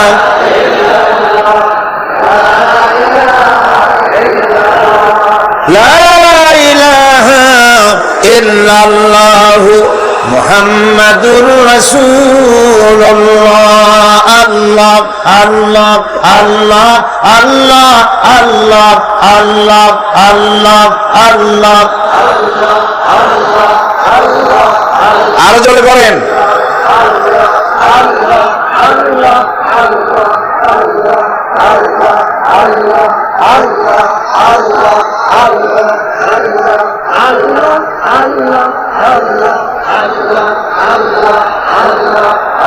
লা ইলাহা ইল্লাল্লাহ মুহাম্মাদুর রাসূলুল্লাহ। বন্ধুগণ, এত বড় বিশাল মাহফিল, পুলিশ, আর্মি কেউ এটাকে কন্ট্রোল করতে পারবে না। এটাকে কন্ট্রোল করার দায়িত্ব আল্লাহ পাকের। কার দায়িত্ব? আল্লাহর কাছে সাহায্য চাই। আল্লাহ পাক কোরআনের মাহফিল, কোরআন শোনার জন্য মানুষের কাছে সহজ করে দেওয়া, জোরে কোন আমিন। প্রচন্ড রকমের মানুষের চাপ সৃষ্টি হয়েছে। আপনারা রাস্তা থেকে মানুষকে চাপাচাপি করবেন না, সবাই বসে হাঁটতে চেষ্টা করবেন না। এত বড় মাহফিল, আপনি হাঁটিয়া মানুষকে কষ্ট দিবেন না। যারা যেখানে দাঁড়াইছে সেখানে বসেন, বরকত হবে। হাঁটলে গুনাহ হবে, হাঁটবেন না। বন্ধুগণ, আমি আজ খুব লম্বা কথা বলবো না, কারণ মানুষের প্রচন্ড, অতীতের যে কোনো বছরের তুলনায় প্রচন্ড চাপ সৃষ্টি হয়েছে মানুষের। আমি কথা গোছায় আনতেছি। সিরাতুল মুস্তাকিম, এজন্য মডেল দরকার। কার অনুসরণ করব? আল্লাহ পাক শিখায় দিলেন সিরাতাল্লাযীনা আন'আমতা আলাইহিম। পড়েন সবাই, সিরাতাল্লাযীনা আন'আমতা আলাইহিম গায়রিল মাগদুবি আলাইহিম ওয়ালাদ-দাল্লিন।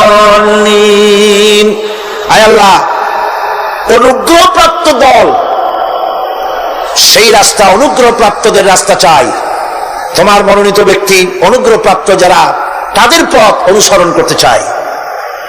এই অনুগ্রহপ্রাপ্ত দল কারা, সে কথা কোরআন শরীফে বলা হয়েছে।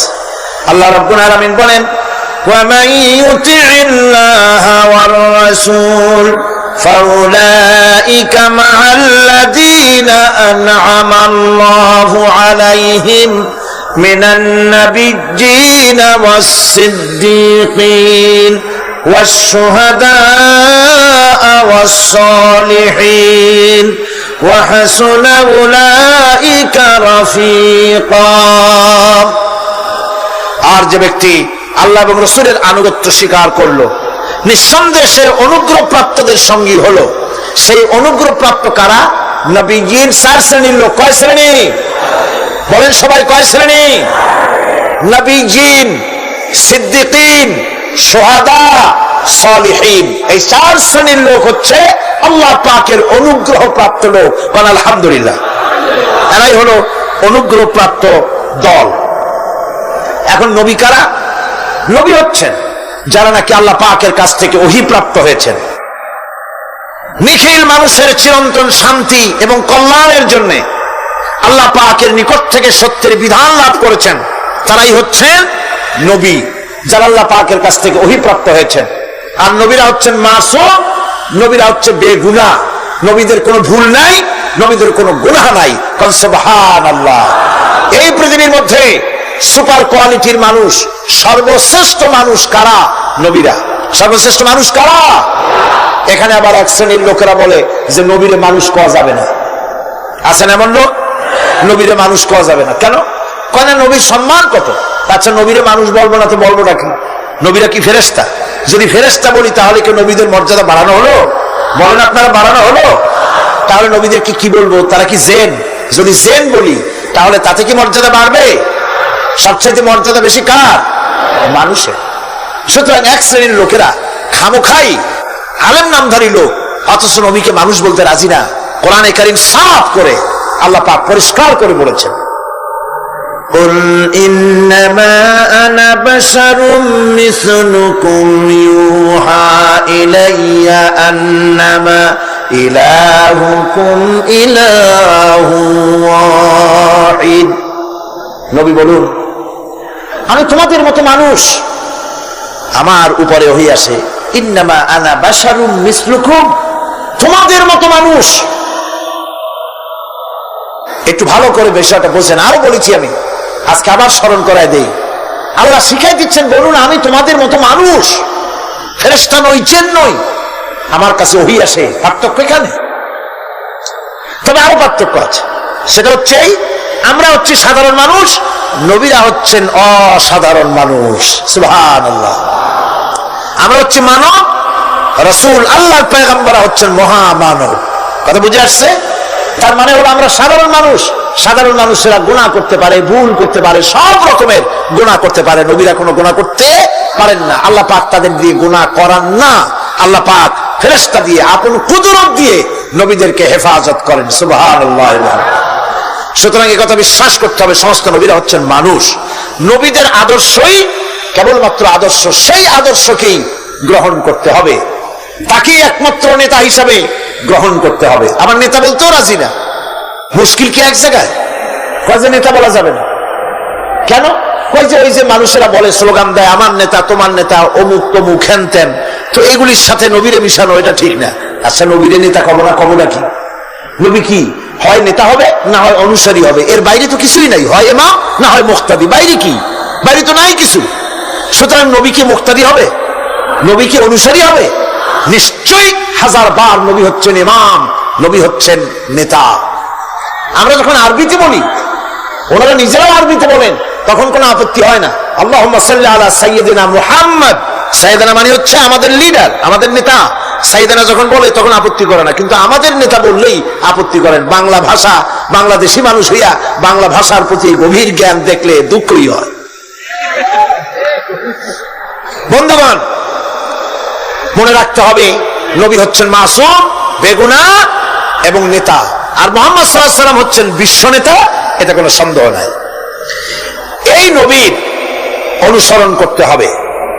সিদ্দিকিন হচ্ছে সত্যকে যারা উদার, উন্মুক্ত, অকুণ্ঠ চিত্তে দ্বিধাহীন ভাবে যারা গ্রহণ করেছে, এর বিপরীত যারা করেই নাই, তারাই হচ্ছেন সিদ্দিকিন।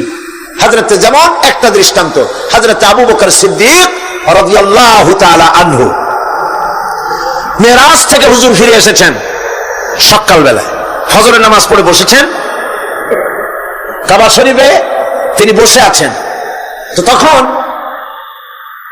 আবু জাহেল আসছে, এসে বলছে, মুহাম্মদ সাল্লাল্লাহু আলাইহি ওয়াসাল্লাম, প্রত্যেক দিনই তো নতুন নতুন কথা কও, আজকে কোনো নতুন কথা আছে? হুজুর বললেন, হ্যাঁ নতুন কথা আছে। কি?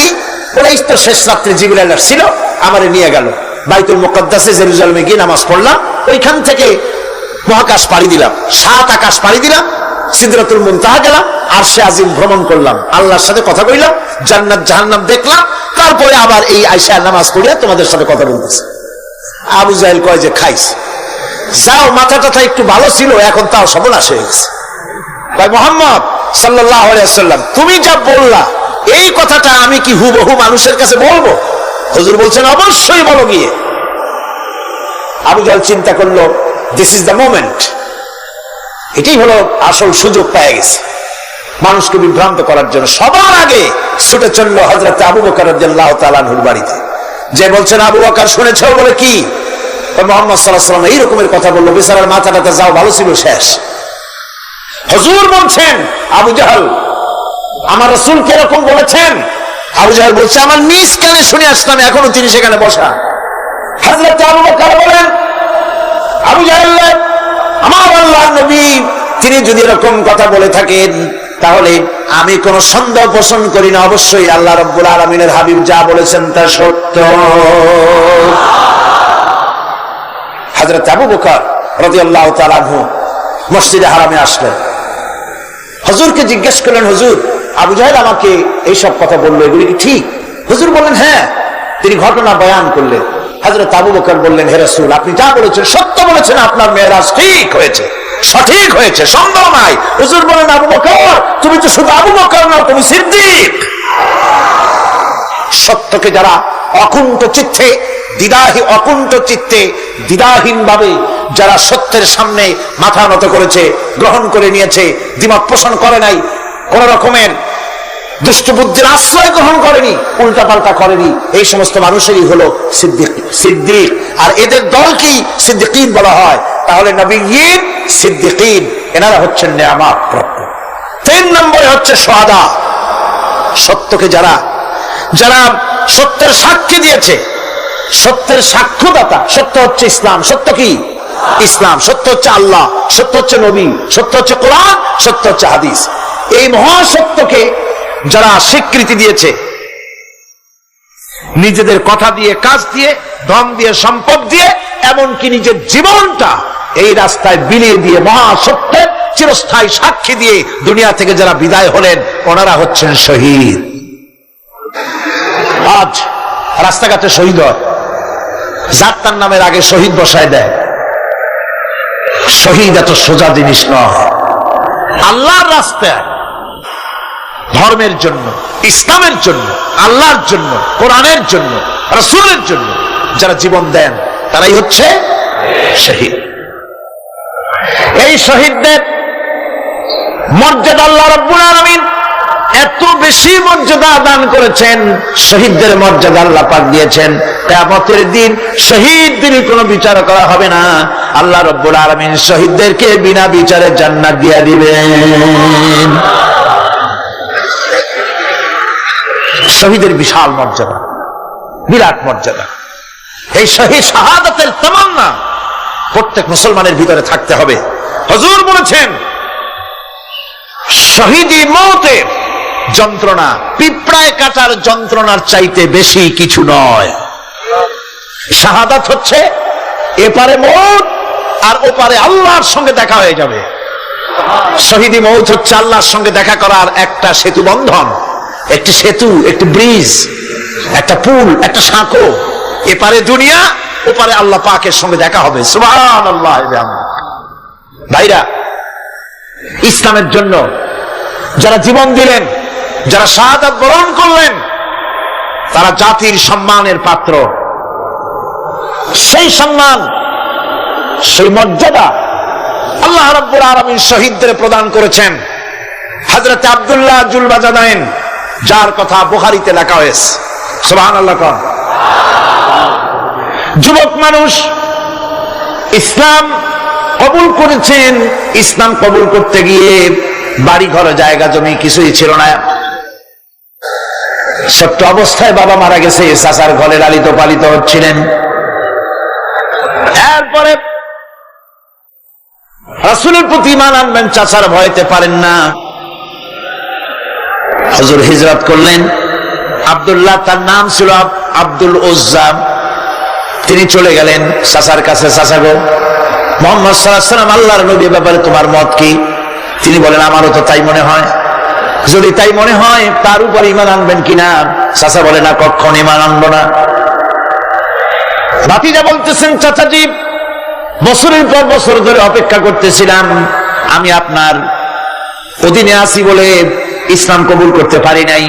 আমার ইচ্ছা ছিল আপনি আগে করবেন, তারপরে আপনাকে দেখা দেখি আমি করব। কিন্তু আপনি যখন ইসলাম কবুল করলেন না আর করবেন না বলে যখন ঘোষণা দিলেন, আপনাকে উপস্থিত রেখে আমি ঘোষণা দিলাম, লা ইলাহা ইল্লাল্লাহু মুহাম্মাদুর রাসূলুল্লাহ। চাচা বলছে, ভাতিজা, এর পরিণাম জানো? না, জানি না। এর পরিণাম হচ্ছে তুমি আমার বাড়িতে থাকো, আমার বাড়ি ছাড়তে হবে। বললেন, রাজি আছি। উট ছাগল ভেড়া ঘোড়া যা দিছি ছাড়তে হবে। বলছে, রাজি আছি। চাচা বলছে, শুধু তাই নয়, পরনের যে লুঙ্গি আছে, গায়ে যে জামা আছে, আমার পয়সার লুঙ্গি জামা ছাড়তে হবে। ভাতিজা বলছে, ইমানের জন্য যা চাও সব ছাড়িয়ে দেবো। জামা লুঙ্গি খুলে ফেলে দিয়া দিলেন। হাদিস। তিনি চলে গেলেন মায়ের কাছে ওই অবস্থায়। মা এই যুবক ছেলেকে উলঙ্গ অবস্থায় দেখে 2 হাত দিয়ে নিজের চোখ চেপে ধরেছেন। বাবা, তোমার এই অবস্থা কেন? ছেলে বলছেন, মা, ঈমান আনার কারণে আমার এই অবস্থা হয়েছে। মা বলে, বাবারে কি চাও আমার কাছে? আব্দুল উজ্জা বলছে, মা, কিচ্ছু চাই না, একটুখানি কাপড় আমারে দাও, আমি বিশ্ব নবী মুহাম্মদ সাল্লাল্লাহু আলাইহি ওয়াসাল্লামের খেদমতে যেতে চাই। মায়ের কাছে পুরানা কম্বল ছিল, কম্বলটা তিনি দিয়ে দিলেন। হযরতে, এখনো তো সে মুসলমান হয়নি, ওই কম্বলটা ছিঁড়ে নিয়ে 2 টুকরা করে কম্বলটা পরলেন, আদাটা, তাতে করে হাঁটু ঢাকে না, আর একটা কোন রকম গায়ে দিলেন। এরপরে হেঁটে হেঁটে কষ্ট করে মদিনায় চলে গেলেন। মসজিদে নববীর ভিতরে ঢুকে দরজার কাছে বসা বিশ্বনবী জনাবে মুহাম্মদ রাসূলুল্লাহ সাল্লাল্লাহু আলাইহি ওয়াসাল্লাম মসজিদে নববীতে, যুবক, হাঁটুর উপরে কাপড়, মাথার চুল উস্কো খুস্কো চেহারা, ক্ষুধার্ত চেহারার। হুজুর জিজ্ঞেস করছেন, তুমি কে? তিনি বললেন, আমার নাম আব্দুল উজ্জা। তোমার এই অবস্থা কেন? তিনি বললেন, হুজুর, ঈমান আনার জন্য বাড়ি ঘর জায়গা জমিন উট বাছুর সব হারাইছি, এমনকি পরনের লুঙ্গিও আমারে দেয় নাই, মার কম্বলটা ছিড়িয়ে এনেছি। নবীজি আসহাবে সুফফার ভিতরে তাকে বসতে দিলেন, তাকে থাকতে দিলেন, আর বললেন, তারে কোরআন শরীফ শিখাবা। আব্দুল উজ্জাকে হুজুর বললেন, তোমার নাম উজ্জা নয়, তোমার নাম আব্দুল্লাহ। হাদিস শরীফে এসেছে, আল্লাহর কাছে 2টা নাম বেশি প্রিয়, একটা হচ্ছে আব্দুল্লাহ আর একটা হচ্ছে আব্দুর রহমান। মুসলমান হলেন। এরপরে আসহাবে সুফফার মধ্যে বসে আছেন, কোরআন শরীফ জোরে জোরে তেলাওয়াত করেন। আসহাবে সুফফা রাসূলের কাছে নালিশ করলেন, অভিযোগ করলেন, হুজুর, এই আব্দুল্লাহর কোরআন শরীফ এত জোরে পড়ে, তার চিল্লানির জ্বালায় আমরা বিশ্রাম করতে পারি না। নবীজি বললেন, সাহাবীরা, আব্দুল্লাহকে বেশি করে চিল্লাইতে দাও, বাধা দিও না, কারণ তার ঈমান বড় দামের ঈমান হয়েছে, ঈমান আনতে গিয়ে কিছু আনতে পারে নাই, তাকে বাধা দিও না, প্রাণ ভরে চিল্লাইতে দাও, জোরে জোরে পড়তে দাও। ইতিমধ্যে তাবুকের যুদ্ধে জনদামামা বেজে উঠেছে। রোমান সৈন্যরা হুজুরের সঙ্গে যুদ্ধ করবে, জিহাদ করবে, ইসলামকে পরাজিত করার জন্য তারা আক্রমণের প্রস্তুতি নিল। নবীজি রোমানদের সঙ্গে লড়াই হবে বলে সাহাবায়ে কেরামদের কাছে সাহায্য চাইলেন, যার কাছে যা আছে অস্ত্রপাতি জমা করো। টাকা দাও, পয়সা দাও। সবাই মিলে দিতে লাগলেন। দিতে দিতে মহিলারা গলার হার, নাকের ফুল, কানের দুল হুজুরের সামনে স্তূপ হয়ে গেছে, টাকা করে সোনা দানা সব শুদ্ধ। হুজুর বলছেন, সাহাবীরা সবাই তো সব জিনিস দিলে, আমার আবু বকর রে দেখি না কেন? হযরত আবু বকর রাদিয়াল্লাহু তাআলা আনহু একটা পিলারের আড়ালে দাঁড়ানো ছিলেন। হুজুরের ডাক শুনে তিনি আসলেন, হাতে ছোট্ট একটা থলি, চোখে পানি। থলিটা হুজুরের হাতে তুলে দিলেন। হুজুর থলি ছাড়লেন, দেখা গেল কয়েকটা দিরহাম আর কয়েক কেজি গম, আর কিছু নাই। হুজুর তাকালেন, দেখছেন আবু বকর রাদিয়াল্লাহু তাআলা আনহুর চোখের পানিতে দাড়ি ভিজে ভিজে পড়তেছে। হুজুর বললেন, আমার সাহাবীরা, আজ তোমরা সকলে মিলে যে দান করেছো, সেই দানের তুলনায় আবু বকর যে দান করেছে আল্লাহ রাব্বুল আলামিনের কাছে তার বেশি মূল্য হয়েছে। মনের মধ্যে অনেকের প্রশ্ন জাগলো, কেমন করে তা হলো? আমরা এত এত দিলাম। হুজুর জিজ্ঞেস করলেন, ও সাহাবী, তুমি কত দিয়েছো? বাড়ি কত আছে? তিনি বললেন, এত দিছি, এত আছে। তুমি কত দিয়েছো? কত রেখে এসেছো? প্রত্যেকে এরকম বলল। হযরতে ওসমান, হযরতে ওমর, হযরতে আলী রিদওয়ানুল্লাহ তাআলা আলাইহিম আজমাইন, তারাও বললেন, অর্ধেক এনেছি, অর্ধেক থুয়ে আসছি, 2 ভাগ এনেছি, 1 ভাগ রেখে আসছি। সব শেষে নবীজি হযরত আবু বকর রাদিয়াল্লাহু তাআলা আনহুকে প্রশ্ন করলেন, আবু বকর, তুমি কি এনেছো আর বাড়ি কি রেখে এসেছো? হযরত আবু বকর বলেন, ইয়া রাসূলুল্লাহ, ইয়া হাবিবাল্লাহ, আমার বাড়িতে জাগতিক সম্পদ বলতে যা বুঝায় সবটুকু এনে নবীজির কদম মোবারকে দান করে দিয়েছি। আবু বকরের ঘরে এখন আল্লাহ আর তার রাসূল ছাড়া কোনো জিনিস বাকি নাই, যা ছিল সব এনেছি। হুজুর জিহাদে রওনা হলেন।